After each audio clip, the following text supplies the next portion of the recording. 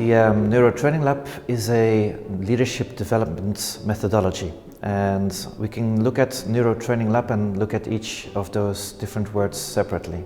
Training refers to development. It's not an assessment center, although we also use actors and real situations to really expose people to situations where they have to prove and demonstrate their leadership capacities, their emotional intelligence, their social intelligence, and their cultural intelligence.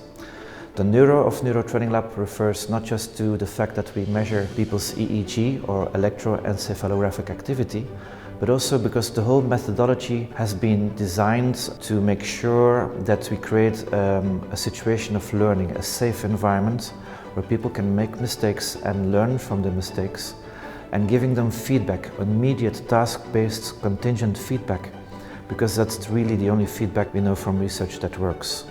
And it's also a lab, right? It's a lab because people can experiment with new behaviors. But it's also a lab because it allows us to collect data in a systematic way and do research based on what we observe in leaders and develop new theories, new insights in what really works in leadership. So the very first NeuroTrainingLab was established at AMS Business School in Barcelona in Spain. But since then we have developed several labs in collaboration with local entrepreneurs around the world. And the fifth lab we have just installed now here at Antwerp Management School.